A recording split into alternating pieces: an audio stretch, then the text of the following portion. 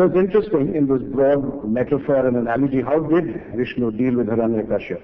How do you destroy someone who can't be killed by man or beast, neither at daylight or at night time, etc.? You know, the demon pretty much had all his bases covered.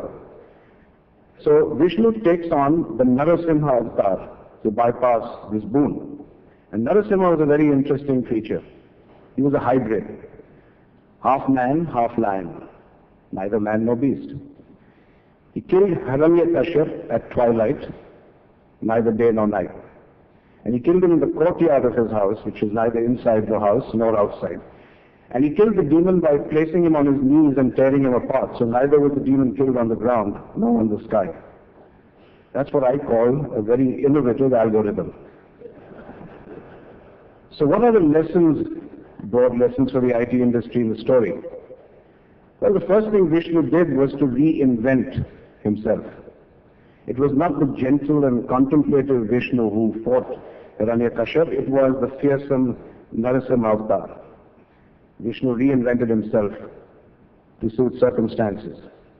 As I said, the circumstances for you have changed drastically. Reinvent yourselves. And I'm delighted to read an interview of Som Mittal yesterday as a prelude to this conference where he used the same word. And I figured that if anyone had to preempt my speech, why not the president of NASSCOM? But do I have all the answers to reinvention? Obviously not, otherwise I wouldn't be here. I'd be out filing patents on them. But just two broad approaches that I could suggest. And the first, of course, is that why don't we design business models that challenge traditional industry approaches and then that then require transformation of our organization, our people, and our processes in order to implement those new business models. Because if we simply keep knocking on the doors of our clients with our traditional offshoring options, you know, the task is going to seem very much like that of a hearing aid salesperson. You know the old story. I mean, a hearing aid salesperson, his best customers can't hear the doorbell. Now, for example, just by way of example, software and on demand, open source models, all change the rules of the game. Can't we try to change the rules of the game this time around? Why didn't an Indian company come up with Zoom technology or virtualization? Thus far, India's reputation for innovation has come about through the IT industry, but I think we really have to ask ourselves, have we really been innovative? Have we really changed the rules of the game? And ironically, I think you can all take an example, an inspiration from the old smokestack industries, as they are called. A few weeks ago, ladies and gentlemen, an Indian company made a game-changing move in the auto industry. Now, the Nano may not ultimately retail for 100,000 rupees. It may not really have very high margins. It may never really replace all the motorcycles that it would like to replace, but it was a game-changing move. And it fired a shot that was heard around the world. I do not think the Indian IT industry in India can make any such claim yet. But there was an old saying apparently adopted by the industry here that the secret of success is that whenever opportunity knocks, you jump. And how do you know when opportunity knocks? You don't. You just keep jumping. Now, as far as I'm concerned, when are we going to simply stop jumping every time the client sneezes and actually create products and IP that become their own opportunities? Look, for example, at new areas where India may have natural advantage. And I remember a few years ago, C.K. Prahlad, the well-known management guru, was addressing a top gathering of our group executives. And he said we hadn't realized how important it was to leverage the emerging ecosystems, he called them, of innovation within India.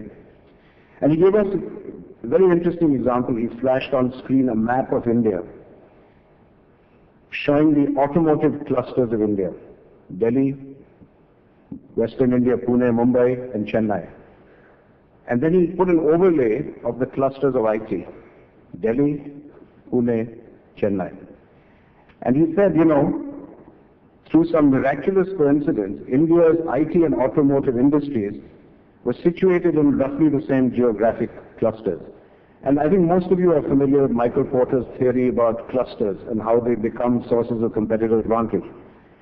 So why wasn't, C.K. Prahlad asked, why wasn't a world-beating automotive telematics industry being born right here in India with that fortunate confluence of geographic location? And in the same vein, why aren't Indian companies using the massive natural advantage of India's soft power, of our film and TV business, to build and deploy technological dominance of what telecom companies call the last mile, but is actually the first mile of the brave new world of interactivity? So that's, in a sense, one broad trend I think we need to look at. The second broad trend of reinvention is a little more prosaic, but as important, and that is, why don't we simply try to focus? Focus on a vertical industry, telecommunications, a horizontal domain, supply chain, for example, and then select key dimensions along which to compete. Product versus service, breadth versus depth, speed versus delivery, customer service responsiveness, what have you, outcome-based pricing, but align ourselves to that focus. And I think it's essential while attempting this to recognize that focusing by itself, building a brand, building differentiation requires time and it requires investment. Selling value or selling or doing business differently tends to elongate sales cycles. That puts pressure on cash flow. And that's the time I think we need to resist the temptation to burden our offerings or to create more of them or to slash our prices just to win business and to keep people busy.